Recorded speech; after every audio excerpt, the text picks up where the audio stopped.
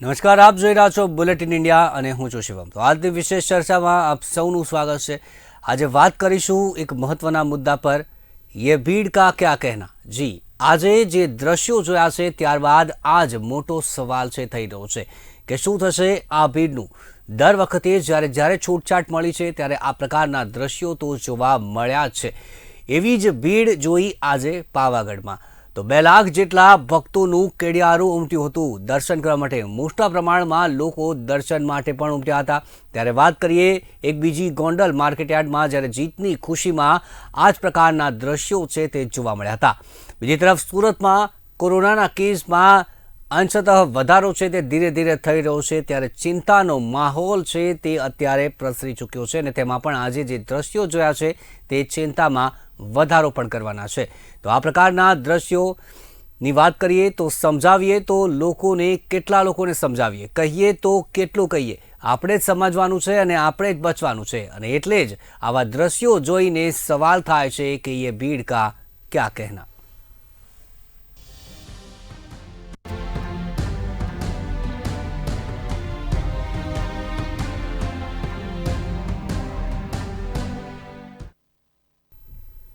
તો જે રીતના દ્રશ્યો સામે આવ્યા છે તે રીતના જોતા એક પ્રકારે ચિંતાનો માહોલ છે તે અવશ્ય જોવા મળી રહ્યો છે।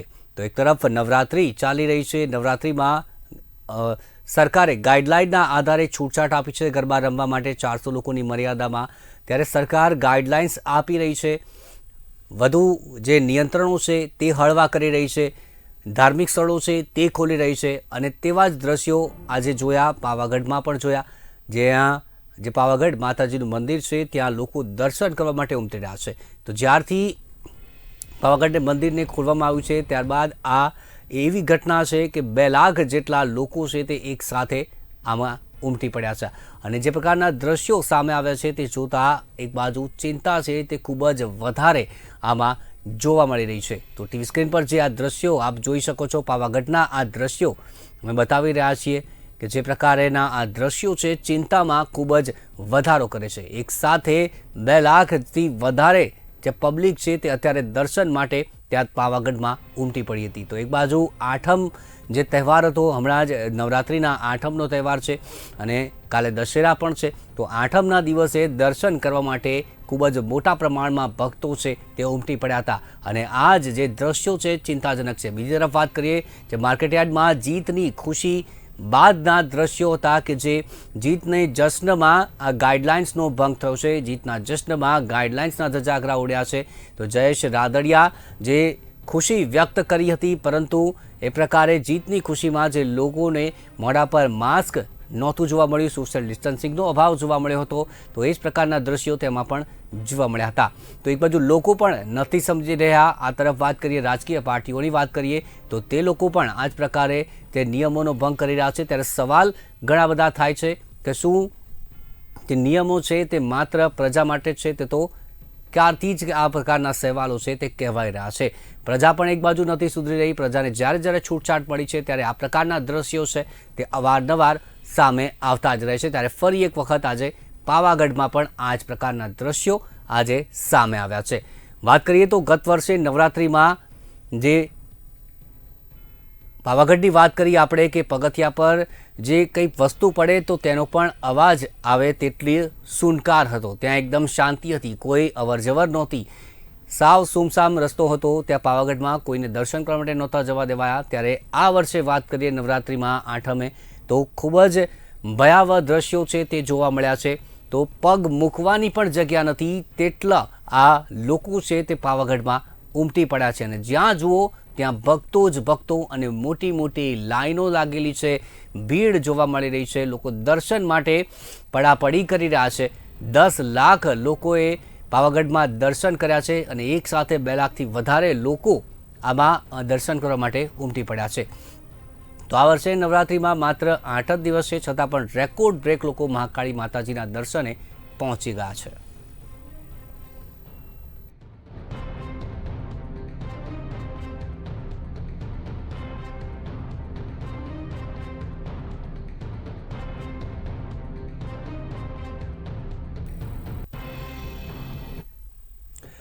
તો આજે ચર્ચા કરીએ કોરોનાની કે આ પ્રકારના દ્રશ્યો છે તે આગામી સમયમાં કેવું ભયાવહ રૂપ સાબિત થઈ શકે છે લોકો માટે, અને જે પ્રકારે બીજી લહેરનું પણ આપણે જોયું હતું કે કેવી સ્થિતિ હતી ગુજરાતની કે દેશની.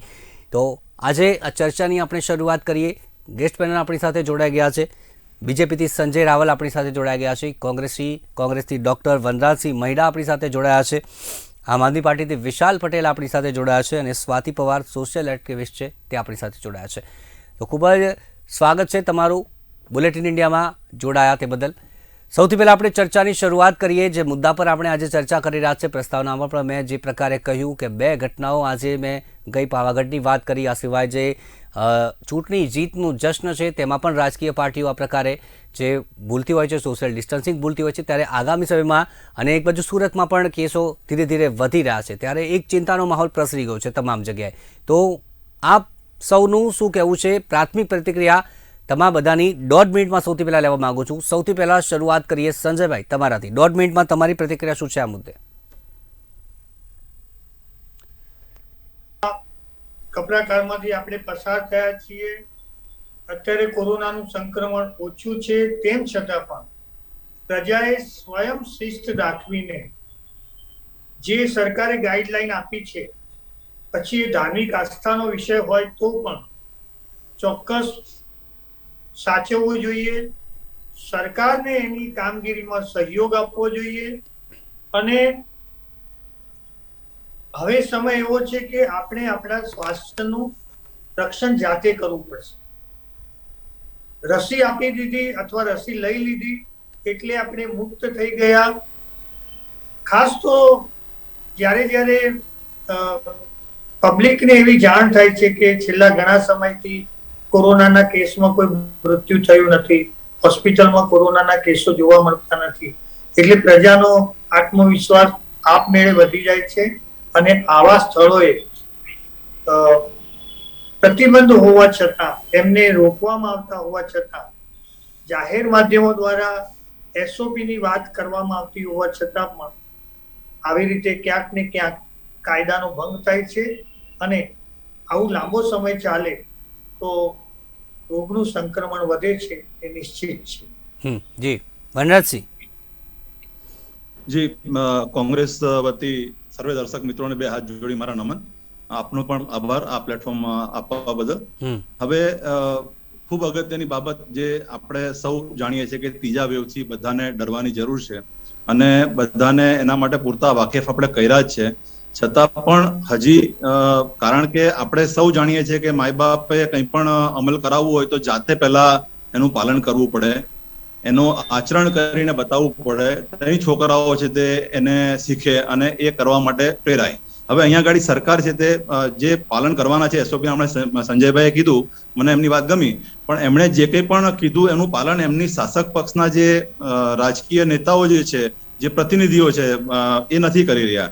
અને એ નથી કરી રહ્યા એને લીધે થઈને લોકો છે તે વધારે ને વધારે બેદરકાર થતા જાય છે. અને ખાસ તો આ પ્રસંગ નવરાત્રીનો છે એટલે હું અહીંયા આગળ મારી સ્પેસિફિક વ્યક્તિગત નોંધ મૂકું છું કે હું પોતે ચુસ્ત હિન્દુ છું અને હું નવરાત્રીના 9 દિવસ ઉપવાસ પણ કરું છું. એટલે મને કોઈ ધાર્મિક રીતે કોઈની પણ લાગણી દુભાવવામાં રસ નથી. પણ આપણે અહીંયા આગળ નહીં ચેતીએ તો આપણે ખૂબ મોટું નુકસાન લઈને આપણે ઓલરેડી છે તે બીજી વેવના અંદર એ નુકસાન ભોગવી ચૂક્યા છે. એક ઘરે આપણે કુટુંબે આપણે એક ફોટા લગાવી ચૂક્યા છે સુખડના હાર સાથે, અને એ મૃતકોને આપણે શ્રદ્ધાંજલિ વારંવાર આપી છે.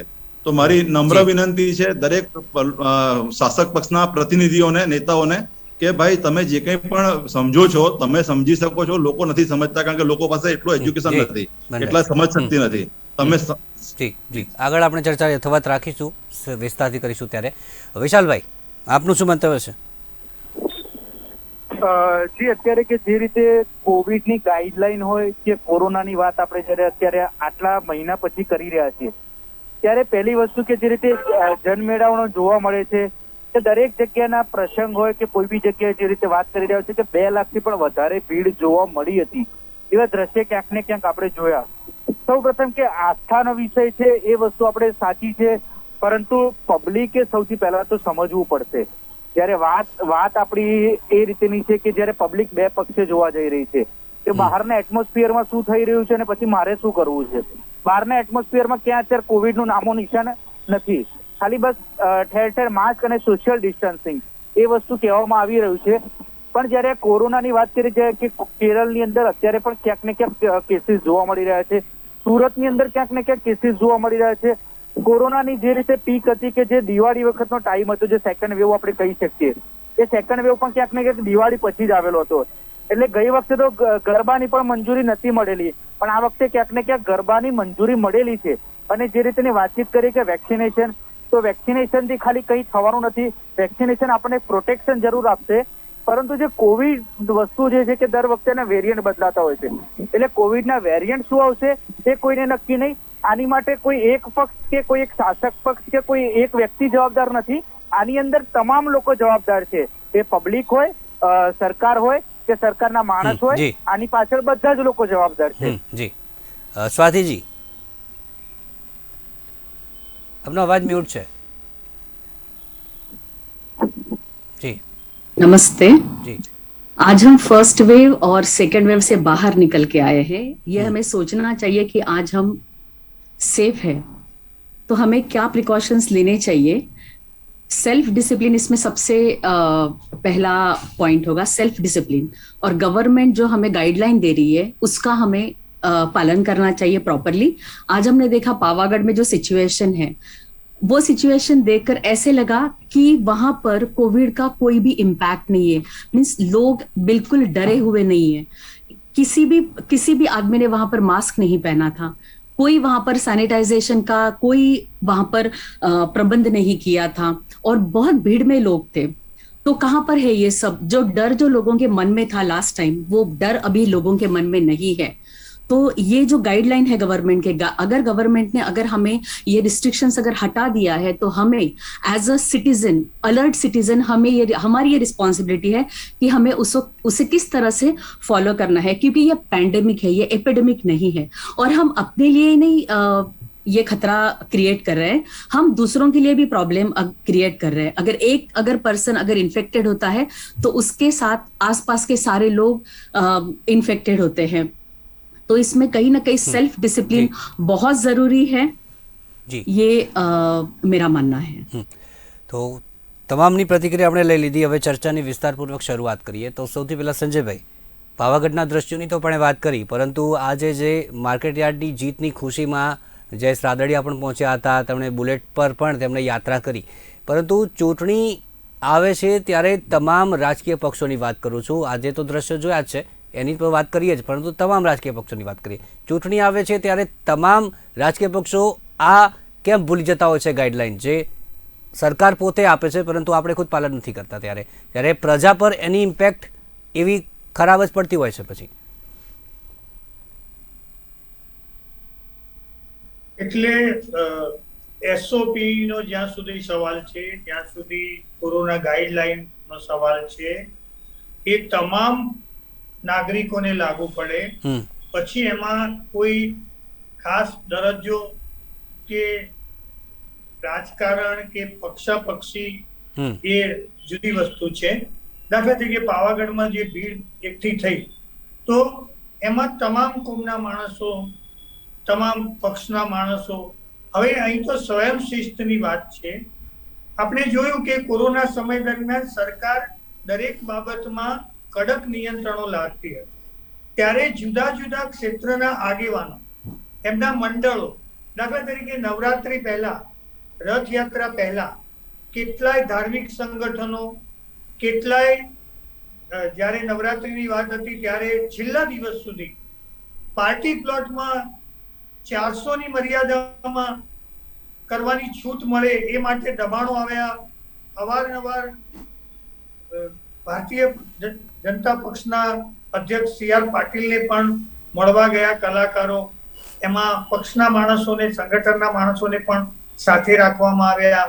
એ ઉપરાંત ગૃહ વિભાગને પણ દબાણ કરવામાં આવ્યું, પણ સરકારે જોયું કે એસઓપી ના ગાઈડલાઈન સાથે જ્યારે જાહેર કાર્યક્રમોમાં છૂટ આપવામાં આવે છે તો ત્યાં પ્રજાનું નિયંત્રણ રહેતું નથી અને એનો ભંગ થાય છે।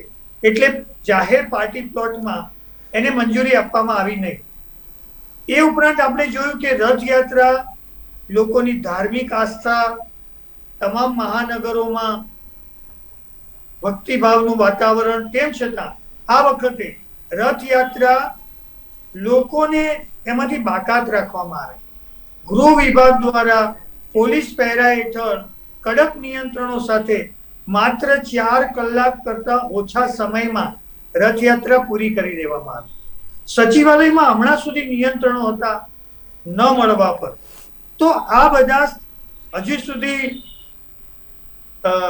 સેલ્ફ ફાઇનાન્સ સ્કૂલોના સંચાલકો, ગ્રાન્ટેડ સ્કૂલોના સંચાલકો દબાણ કરતા હોવા છતાં સરકાર સ્કૂલો ખોલવાના મતમાં નથી.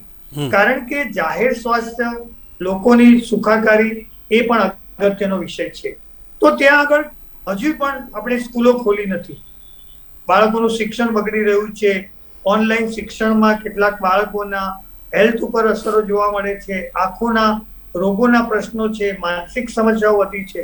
પણ સરકાર સારી રીતે જાણે છે કે બાળક શિક્ષણથી વંચિત રહેશે એ ચાલશે, પણ એનું સ્વાસ્થ્ય જોખમાવવું જોઈએ નહીં. એની પાછળ એના ભય સ્થાનો છે. એવી જ રીતે પાર્ટી પ્લોટોમાં જાહેર મંજૂરી ન આપવામાં આવી, એમાં પણ આ જ વાત આપવામાં આવી. દશેરાની ઉજવણીમાં પણ આ જ ગાઈડલાઈન છે કે જાહેર કાર્યક્રમોમાં SOP નું પાલન કરવું જ પડશે. પણ જ્યાં પ્રજા આપમેળે જોડાય છે ત્યાં ક્યારેક આ નિયંત્રણોનો ભંગ થાય છે, અને એ વાત આપણે બધાએ સ્વીકારવી રહી. અને છેવટે તો જ્યાં જ્યાં આપણે કાયદાનો ભંગ કરીએ છીએ, કાયદાનું પાલન નથી કરતા, તો એના ખરાબ પરિણામો ભોગવવાની પણ આપણે તૈયારી રાખવી પડે છે. રાજકીય પક્ષોએ રોલ મોડલ બનીને આમાં તો ખાસ નિયંત્રણ રાખવું જોઈએ અને સ્વયં શિસ્તથી કામ લેવું જોઈએ. કારણ કે જો રાજકીય પક્ષો ઉદાહરણ સારું પૂરું નહીં પાડે તો પ્રજા સ્વાભાવિક છે કે એને ફોલો કરવામાં, નિયમોનો ભંગ કરવાની જ છે. તો દરેકે, પછી એ શાસક પક્ષના લોકો હોય, વિરોધ પક્ષના લોકો, પક્ષ સાથે લેવા દેવા નથી. આમાં જાહેર સ્વાસ્થ્યની બાબત છે. સરકાર નિયંત્રણો કડક કરે છે તો એના પર પણ દબાણ ન લાવવું જોઈએ, એવું મારું માનવું છે. સવાલ મારો એ જ હતો સંજયભાઈ કે આપણે રોલ મોડલની વાત કરી કે સત્તા પક્ષ છે કે પછી કોંગ્રેસના સમર્થક છે, આમ આદમી પાર્ટીના સમર્થક છે, જ્યારે એમના જ નેતા આવી રીતે જ્યારે કરે છે, નિયમોનું ઉલ્લંઘન કરે છે, જે રીતે આ જયેશભાઈનું જોયું મોઢા પર માસ્ક નથી, બીજા કાર્યકર્તાઓનું જોયું તેમના મોઢા પર માસ્ક નથી, તો એ જ છે કે રોલ મોડલ જ્યારે એમના નેતા આવું કરે છે અને ગોંડલ તો આપણે કહીએ ભાજપનો ગઢ જો ગણાય છે ત્યાં, તો એની અસર ત્યાંને ત્યાં વિપરીત જોવા મળે ને પછી.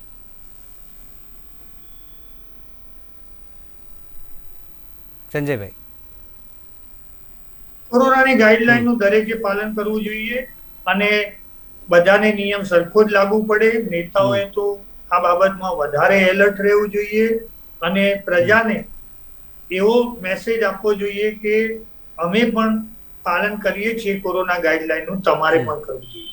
તો આ બહુ જાહેર હિતમાં અને જાહેર જીવનમાં બહુ અગત્યની વાત છે કે દરેકે કોરોના ગાઈડલાઈનનું પાલન કરવું જ જોઈએ. વનરાજસિંહ, આ જ સવાલ. જી, સંજયભાઈની આ સહજ સ્વીકારી લેવાની વાત મને અપીલ કરી ગઈ, મને ગમ્યું કે નેતાઓએ આ વસ્તુ ખાસ ધ્યાન રાખવી જોઈએ. એમની આ ટક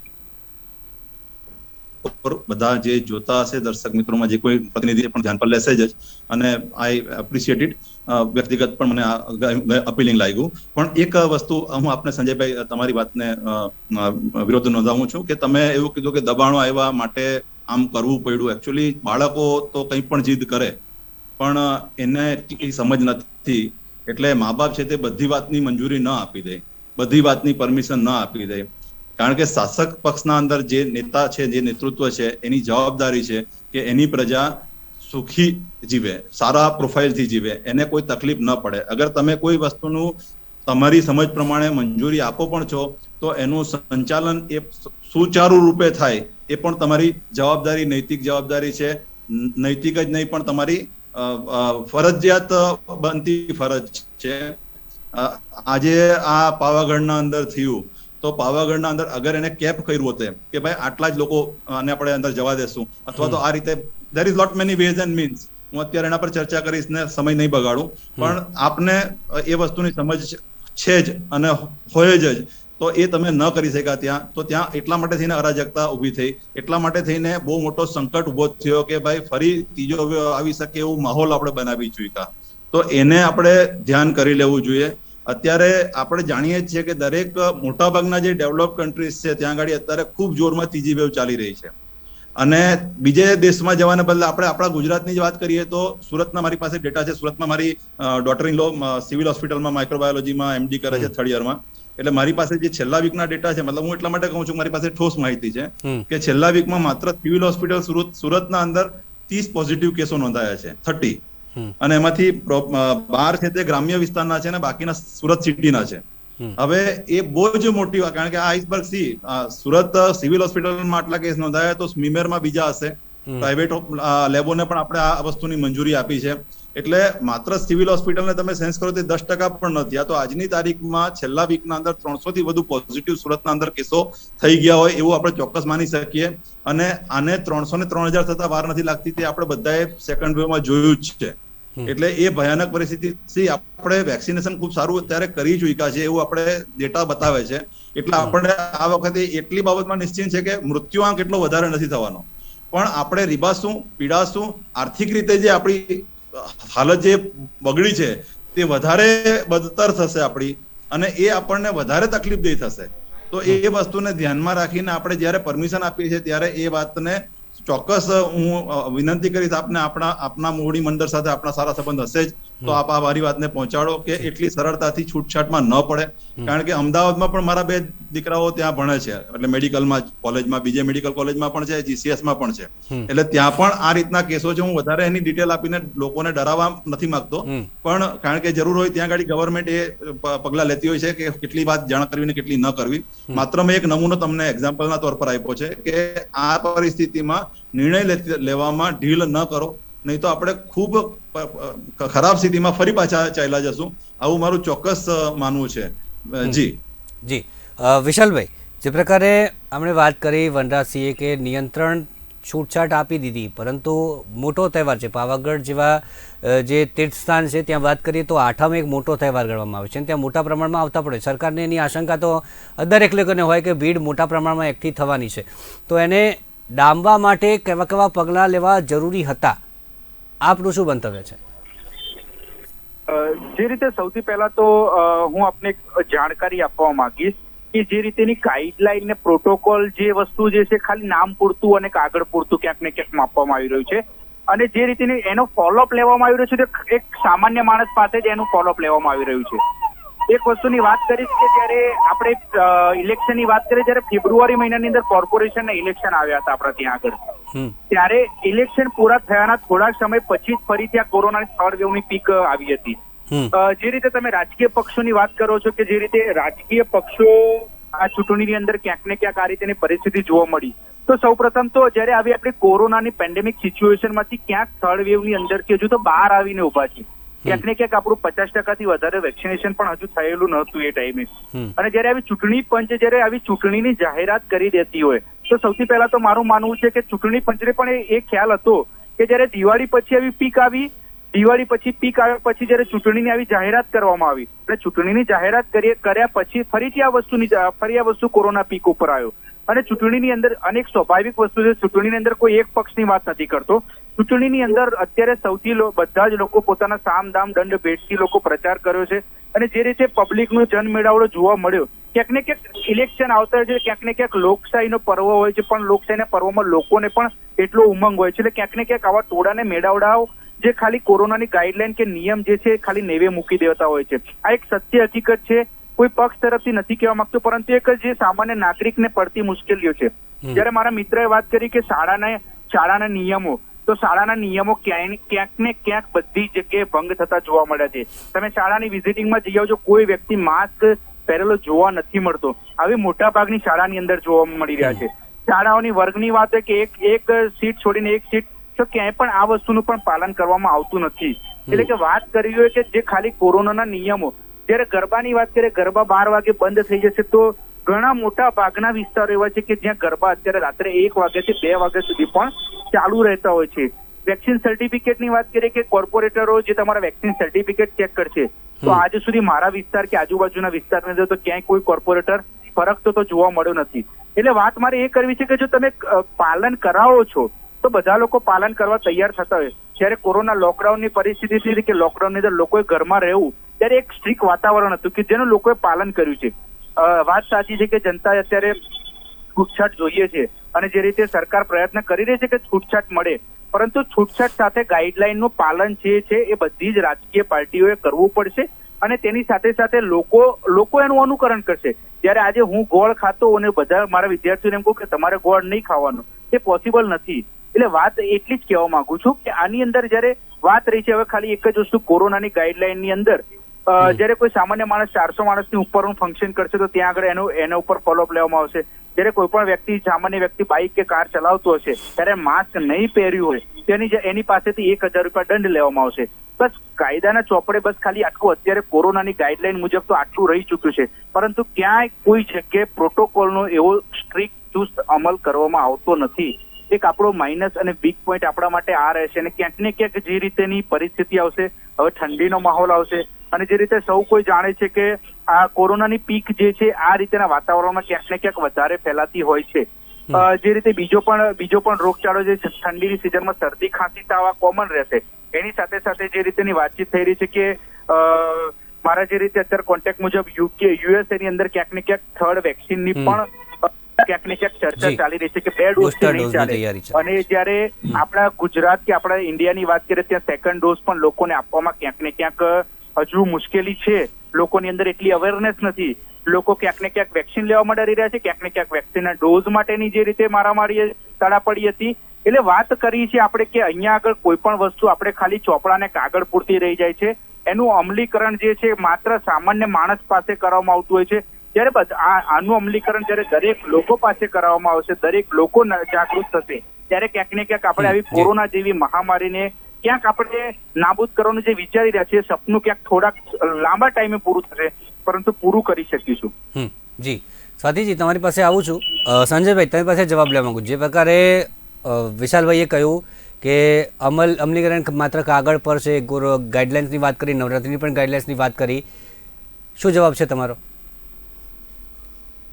બહુ સ્વાભાવિક વાત એ છે કે દાખલા તરીકે આપણે એક અંબાજીના મેળાનો નમૂનો લઈએ તો અંબાજીનો મેળો દર વખતે ભાદરવા મહિનામાં 7 દિવસ સુધી યોજાય છે અને છેલ્લા દિવસે 10 લાખ લોકો ભેગા થાય છે અને આ 7 દિવસ દરમિયાન 25 લાખ કરતા વધારે મુલાકાતીઓ મુલાકાત લે છે. તો સરકારે કોરોનાના એસઓપી ને ધ્યાનમાં રાખીને, ગાઈડલાઈનને ધ્યાનમાં રાખીને મેળો રદ કરી અને કોઈ જાતના કેમ્પ ન કરી શકાય, પગપાળા ચાલતા ન જઈ શકાય, આવા કડક નિયંત્રણો લાદી દીધા. આપણે જોયું કે રાજ્યમાં તમામ મેળાઓ રદ કરવામાં, પણ લોકોની ધાર્મિક આસ્થા ન દુભાય એ માટે મંદિરો ખુલ્લા રાખવામાં આવે. છતાંય આપણે જોયું કે કેટલાક લોકો ચાલતા દર્શન કરવા માટે ધાર્મિક આસ્થાને લઈને જતા. આ વખતના બધા જ મેળાઓને રદ કરવામાં આવ્યા છે. સરકારે પૂરી તકેદારી રાખી છે. રસીકરણની વાતમાં આપણે 21મી સદીમાં જીવીએ છીએ, ડિજિટલ ટેકનોલોજીના યુગમાં જીવીએ છીએ, તેમ છતાં પણ આજે પણ, અને આ વાત વિશ્વના તમામ દેશોને લાગુ પડે છે કે આપણે રસીકરણ માટે તેલની યોજના, સ્માર્ટફોનની યોજના બહાર પાડવી પડે છે. એટલા માટે કે હજુ આજની તારીખે પણ 10% લોકો એવા છે કે એમને ગમે તે રીતે સમજાવવા છતાં પણ એ લોકો સમજવા તૈયાર નથી.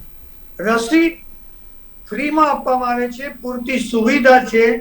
છેલ્લી માહિતી પ્રમાણે તો ઘરે ઘરે જઈને એએમટીએસ, બીઆરટીએસ ના બસ સ્ટેન્ડ પર જાહેર જગ્યાઓએ રસીકરણ ઓન ધ સ્પોટ કરવામાં આવતું હોવા છતાં પણ 15,000 જેટલું જ રસીકરણ થઈ શકે છે. એટલે પ્રજા જ્યાં સુધી સંપૂર્ણ જાગૃત નહીં થાય તો અહીં આગળ સરકાર ક્યાંક તકલીફમાં મુકાય છે. હવે દાખલા તરીકે 1 કિલો તેલ જેવી યોજના, એટલે સામે ચાલીને રસી મુકાવે તો ફ્રીમાં રસી મૂકવા ઉપરાંત એમને આવી ઇનામની યોજના હોવા જી. છતાં પણ કેટલાક લોકો પોતે રસી લીધી નથી એ વાતને છુપાવે છે. હમ, આપણે ઓનલાઈન બુકિંગની વાત પણ કેન્સલ કરી, હમ, સ્વેચ્છાએ રસી આપવાની શરૂઆત કરી, સ્લમ વિસ્તારોમાં જઈને, ઝુંપડપટ્ટીના વિસ્તારોમાં, પછાત વિસ્તારોમાં જઈને પણ રસીકરણનું અભિયાન આદર્યું છે. હમ. છતાં કેટલાક લોકો કેટલાક ભયને કારણે, ધાર્મિક આસ્થાને કારણે, છુપા ભયને કારણે, જી. સાયકોલોજીકલ માન્યતાઓને કારણે હમ. રસી લેવાથી દૂર રહે છે. અને એ જ કારણેસર આપણું જે રસીકરણ અભિયાન છે અથવા કોરોના ગાઈડલાઈનના પાલનની જે આપણી જે પ્રક્રિયા છે એમાં આ જી, સંજય. ઓછી જાગૃત પબ્લિકને કારણે આપણને તકલીફો પડી રહી છે. જી. વનરાજજી, તમારી જોડે જવાબ લઈશ ચોક્કસથી. હવે સ્વાતિજી રાહ જોઈ રહ્યા છે, ખાલી તેમની પાસે એક રિએક્શન લઈ લે, પછી તમારી પાસે આવું, તમે જવાબ આપવા માંગો છો. સ્વાતિજી, લોકોની વાત કરીએ આપણે, લોકોને 2 વર્ષથી સમજાવી જ રહ્યા છે, સરકાર સમજાવી રહી છે, મીડિયા સમજાવી રહ્યું છે, તમામ સમજાવી છે, પરંતુ લોકોને એવું લાગે છે કે અમે એકલા જ જઈએ છીએ, બીજા ક્યાં આવવાના છે, એટલે ભીડ નથી થવાની. એટલે લોકોની આ માનસિકતા છે ને, જાય છે બધા જાય છે ને ભીડ ભેગી ત્યાં જ થાય છે, અને તેના પછી આ જે ફેલાવો છે તે વધારે પ્રમાણમાં થાય છે. તો લોકોને હવે કેવી રીતે સમજાવવા? છૂટછાટ મળે છે તો એનો ગેરફાયદો જ ઉઠાવાતા હોય છે. તેનો અવાજ म्यूट છે स्वातिभाई. डॉक्टर महिदा और विशाल भाई दोनों ने जो बातें अभी यहाँ पर बताई है उससे मैं पूरी तरह से सहमत हूँ. कहीं ना कहीं दोनों हमारा शासन और कॉमन सिटीजन्स दोनों रिस्पॉन्सिबल है इसके लिए. तो हमारे कॉमन सिटीजन्स को हमें समझना चाहिए कि सिर्फ छूट देने से ये नहीं, ऐसा कुछ नहीं होगा. उसमें एग्जीक्यूशन में हमें ध्यान देना पड़ेगा. सिर्फ एसओपी बनाकर नहीं होगा. हमने एसओपी बना दिया, हमने ये सब जाहिर कर दिया, पर हमें एग्जीक्यूशन क्या है उसमें, उस पर हमें ध्यान देना होगा. और इसमें कहीं ना कहीं हमारे सिटीजन्स का भी काफी बड़ा रोल होगा, क्योंकि हम अगर नहीं समझेंगे इस चीज को तो कोई नहीं समझेगा. तो इसमें पॉलिटिक्स या नेता या पार्टी ये कुछ नहीं आना चाहिए. अल्टीमेटली ये सारी रिस्पॉन्सिबिलिटी सिटीजन्स की है. सो स्टेट गवर्नमेंट ने भी हमारे थोड़े और जो रूल्स जो बनाए हैं वो थोड़े और स्ट्रिक्ट होने चाहिए, ऐसा मुझे लगता है एज अ कॉमन सिटीजन. और ये लिमिटेड लोगों को ही परमिशन देनी चाहिए, जैसे डॉक्टर महिदा और विशाल भाई ने जो बोला है कि लिमिटेड लोगों को ही वहां पर परमिशन देने चाहिए, एक नंबर देना चाहिए, और वो नंबर देकर सिर्फ वहां पर नहीं खत्म करना चाहिए. उस नंबर देने के बाद वहां पर चेक होना चाहिए कि अल्टीमेटली वहां पर कितने लोग एंट्री ले रहे हैं. एक स्पेसिफिक जैसे टेम्पल है पावागढ़ का, जैसे हमने आज एग्जाम्पल देखा है, उसका जो सिचुएशन देखा है, तो वहां पर हमें चेक होना चाहिए कि हम जो प्लानिंग कर रहे हैं, हम जो एसओपी दे रहे हैं, उसका एग्जीक्यूशन किस तरह से हो रहा है. तो हमारे ये सारी चीजें जो है हमें ये ध्यान में रखनी होगी. तो हमारे लीडर्स को भी एक एक रोल मॉडल की तरह काम करना होगा, तभी हम सिटीजन उनको फॉलो कर सकते हैं. बस इतना मैं कहना चाहती हूँ. जी वनराजजी, કંઈ કહેવા માંગતા હતા તમે? જી, મારે ખાસ અહીંયા ध्यान દોરવું છે સાથી મિત્ર સંજયભાઈનું કે આપણી દરિદ્રતા આપણે આવી રીતે સ્વીકારી લઈએ કે આપણે આપણા લોકોને એજ્યુકેટ ન કરી શક્યા આટલા વર્ષો પછી, આઝાદી પછી આટલા વર્ષ પછી પણ આપણે લોકોને એજ્યુકેટ ન કરી શક્યા કે જેથી કરીને આટલી અહેમ બાબત પણ આપણે કન્વિન્સિંગલી એમને સમજાવી નથી શકતા. આપણને લાનત છે લોક પ્રતિનિધિ તરીકે પોતાને કહેવડાવવામાં કે આપણે આપણા લોકોને, જેને આપણે આપણને મત આપવા માટે કન્વિન્સ કરી લઈએ છીએ, પણ આપણે એને વેક્સિન લેવા માટે નથી કન્વિન્સ કરી શકતા. અને એનાથી પણ વધારે ખતરનાક કામ તમે અત્યારે શાસક પક્ષ તરીકે કરી રહ્યા છો કે લોકોને પ્રલોભન આપીને વેક્સિનેટ કરો છો. મારા ભાઈ, આ વસ્તુ પર તમે તાત્કાલિક બંદીશ મૂકો, કારણ કે આ પ્રલોભન માટે 1 કિલો તેલ માટે થઈને લોકો 3-3, 4 વખત વેક્સિન લેશે. મારા ભાઈ, તમે શું અવસ્થા ઉભી કરશો, તમે કેવી અરાજકતા ઉભી કરશો. એક મોબાઈલ માટે લોકો મલ્ટિપલ ટાઈમ વેક્સિન લેશે. જે નથી લેવાનો તે નથી જ લેવાનો, કારણ કે તમે એને કન્વિન્સ નથી કરી શકતા. અને તમે પ્રલોભન આપો છો એટલે જેને લીધી છે તે ફરી આવીને લેશે. અને રેકોર્ડ ડેટા જે મેન્ટેન કરવા જોઈએ, એટલી બધી મોટી અરાજકતા છે એના અંદર કે મારી પોતાની વેક્સિન મેં 16 જાન્યુઆરીએ પહેલા જ દિવસે લીધી હતી, અને મારું વેક્સિનેશન છે તે 1 મહિના પછીથી મારા ફોન કોલ પર આવ્યો હતો મેસેજ કે તમને આજે વેક્સિનેશન પહેલું મળ્યું છે. અને મારું બીજું વેક્સિનેશન છે તે 1 જ મહિના પછી મેં લઈ લીધું હતું. એ વેક્સિન તો હજુ મને 10 મને મેસેજ આવ્યો છે કે SMS કે તમારું આજે સેકન્ડ ડોઝ અપાયો છે.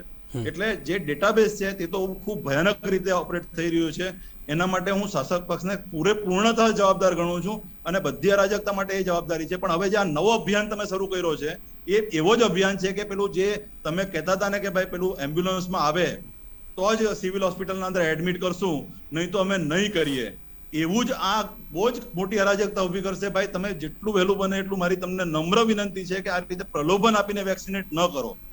ખૂબ મોટો પ્રશ્ન ઉભો થશે. જે મલ્ટિપલ ટાઈમ લેશે તેનું મોત આવશે, તે ખૂબ પીડાશે, અને જે નથી લેવાનો તે તો રહી જ જાય છે. એટલે પ્રશ્ન તો ઉભો ને ઉભો જ છે. તો મારી આ નમ્ર વિનંતી છે આપને કે આના પર ધ્યાન કરો. અને જ્યાં સુધી ઓર્ગેનાઇઝ કરવાની વસ્તુ છે તો આપણે વર્ષોથી કરીએ છીએ યાર. આપણે ક્યાંય નવું શીખવા જવાનું જ નથી.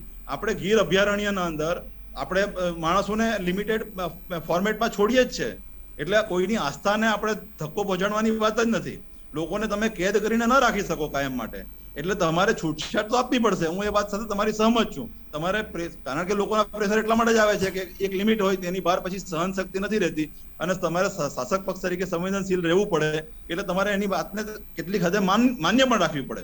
પણ એ સંજોગોમાં તમે આ ધ્યાન કરો કે તમે જે પરમિશન આપો છો એને તમે સુચારુ રૂપે પહેલા ડિઝાઇન કરો, ટેબલ વર્ક કરો કે આને કેવી રીતે ઓર્ગેનાઇઝ કરું, કેવી રીતે વર્કઆઉટ કરશું.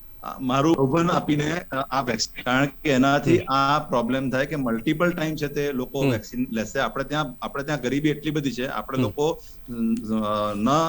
આટલા આઝાદી પછી આટલા વર્ષ પછી પણ આપણી ગરીબી દૂર નથી કરી શક્યા. આપણે ત્યાં હજી પણ 30% લોકો એવા છે જેને 2 ટાઈમ પૂરતું સરખી રીતે જમી નથી શકતા.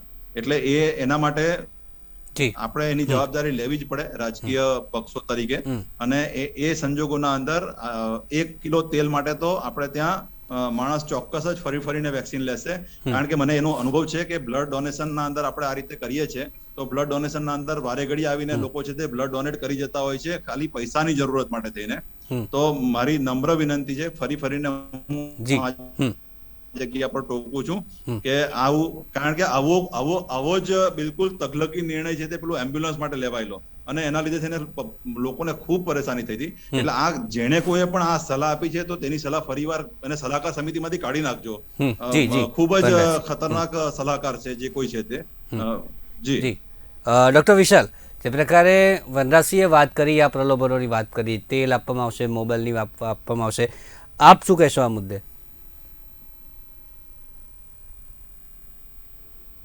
હેલો જી વિશાલભાઈ, જે રીતે વાત કરતા હતા કે આટલા પર્સન્ટેજ લોકો લેવા તૈયાર નથી, તો સૌપ્રથમ તો આપણે એ શોધવું પડશે કે કેમ લેવા તૈયાર નથી.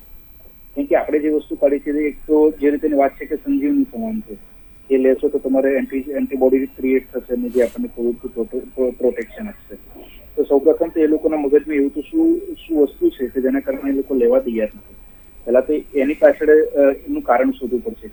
કારણ કે કોઈ એવા તો હોય નહીં કે પોતાના જિંદગી માટે સ્પેશિયલી એ લોકો લેવા તૈયાર ના થતા હોય. એટલે આની પાછળનું એક કારણ કાઢવું પડશે કે એવું તો કયું પરિબળ છે કે જેના કારણે આ લોકો આ રીતે બીકના કારણે નથી લેતા, શું છે શું નહીં. કારણ કે આની અંદર એક પણ વ્યક્તિ જો એવો રહી જશે તો ફરીથી કોવિડ ફેલાવાના ચાન્સીસ છે.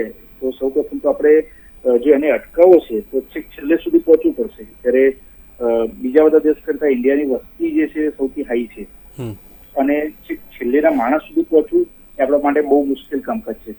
એ ભલે પછી આપણે પેટ પ્રમુખની સમિતિ બનાવતા ત્યાં અને વોટિંગ માટે આપણે છેલ્લે સુધી પહોંચી જતા આવીએ, પણ સ્પેશિયલી આવી કન્ડિશનની અંદર છેલ્લે સુધી પહોંચવું એ ક્યાંક કઠિન દેખાઈ રહ્યું છે, જે રીતે પરિસ્થિતિ બતાવવામાં આવી રહી છે. તો સૌપ્રથમ તો આપણે આની અંદર એક જ વસ્તુ છે કે કેમ નથી લેતા અને નથી લેતા એની પાછળનું કારણ શું છે, અને ક્યાંક ને ક્યાંક લોકોના મગજમાં શું ચાલી રહ્યું છે. અને લોકોને જે રીતે વાતચીત કરી વનરાજભાઈ, એવી વસ્તુ મારી પાસે પણ સેમ મારા પોતાના ઘરમાં બનેલી છે કે વેક્સિન ન લીધી હોવા છતાં પણ સર્ટિફિકેટ ડાઉનલોડ થઈ જતા હોય છે.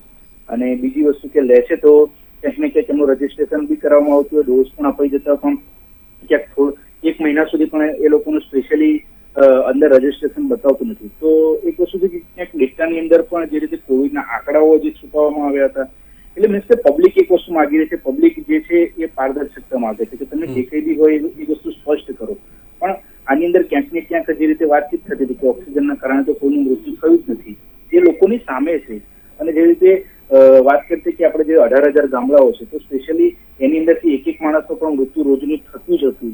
તમે પણ જાણો છો, હું પણ જાણું છું, અને ક્યાંક નહીં પણ થતા હોય. ચલો એ સારી વસ્તુ, જે રીતે આંકડા બતાવવામાં આવતા હતા એટલે લોકોને અત્યારે સ્પેશિયલી આંકડાઓની માળાજાળમાં ભ્રમિત થઈ રહ્યા છે કે આટલું વેક્સિનેશન થયું કે જયારે બર્થડે ને સેલિબ્રેશન થતું ત્યારે એટલું બધું વેક્સિન થતું તો રોજ કેમ નથી થતું?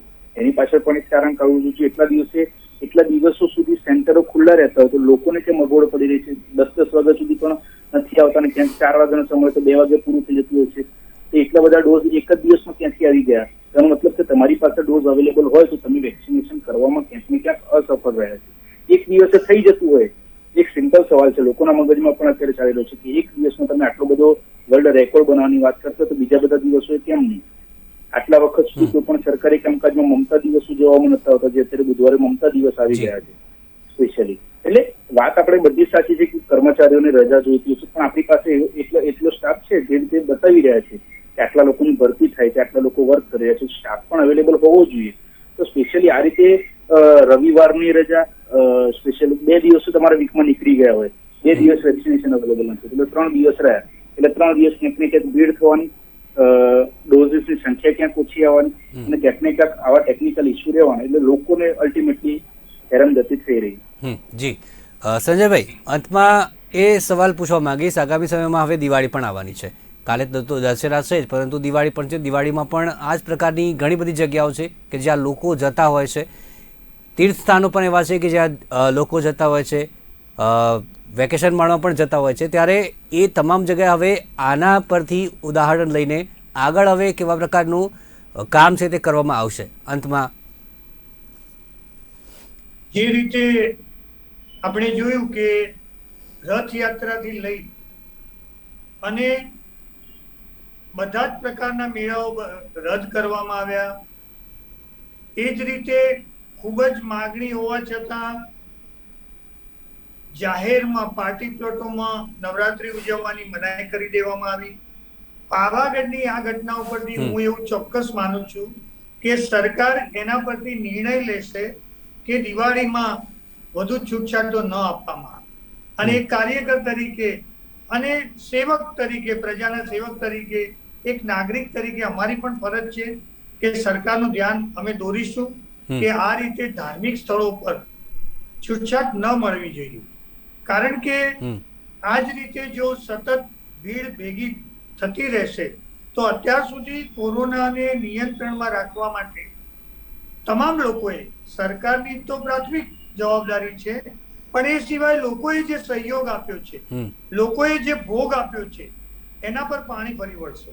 એટલે કેટલાક ધાર્મિક આસ્થા ધરાવતા લોકોના કારણે જે સ્વયં શિસ્ત, આજે હું પણ ધાર્મિક આસ્થા ધરાવું છું, દર વર્ષે હું પણ દર્શન કરવા માટે ધાર્મિક સ્થળે નવરાત્રીમાં જતો હતો, પણ આ વખતે હું નથી ગયો.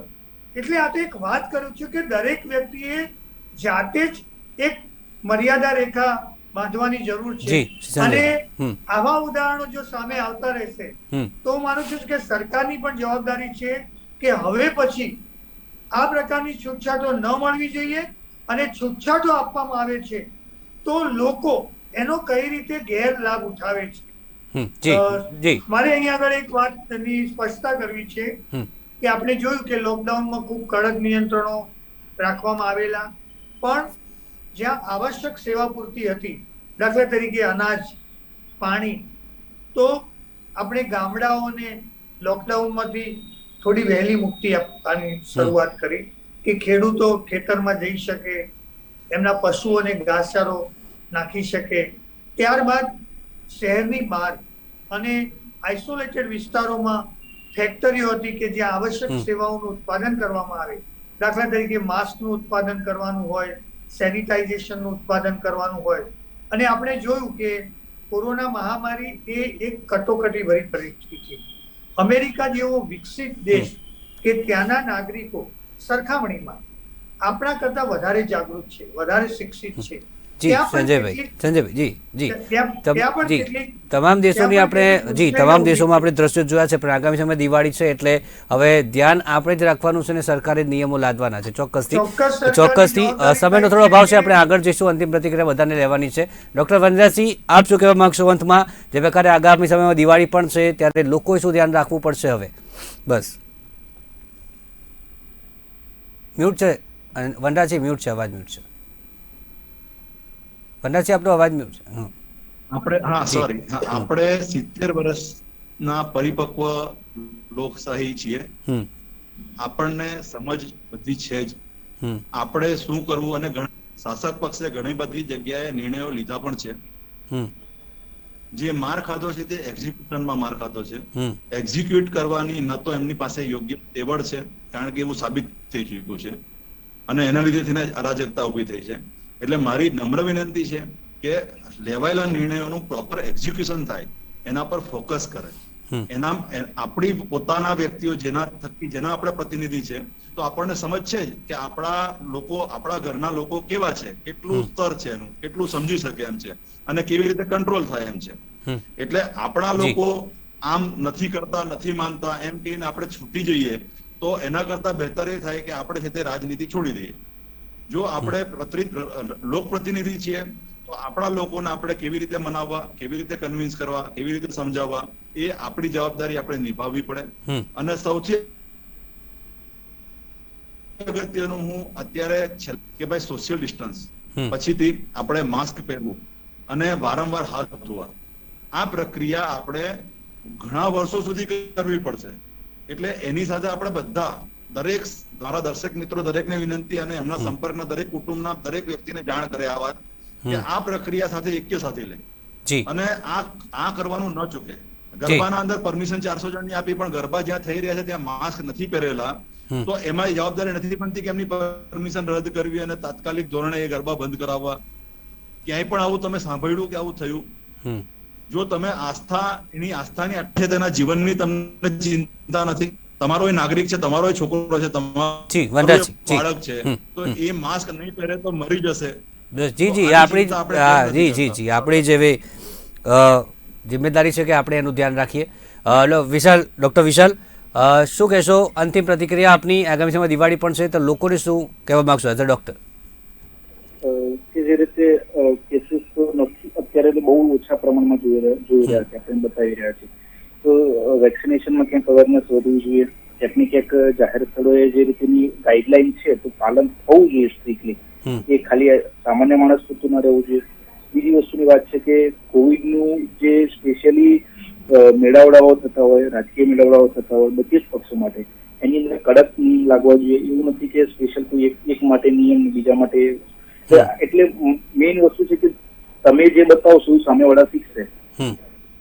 દરેક લોકો એનું પાલન કરશે તો ક્યાંક ને ક્યાંક ફરીથી આ વસ્તુ જે પીક લેવાની હશે ક્યાંક ને ક્યાંક આની અંદર બેનિફિટ મળી રહેશે કે આવનારા ટાइम में આપણે એને कंट्रोल कर सकते हैं. जी स्वाति जी, अंत में आप क्या कहना चाहेगी लोगों से कि अब दिवाली भी आ रही है?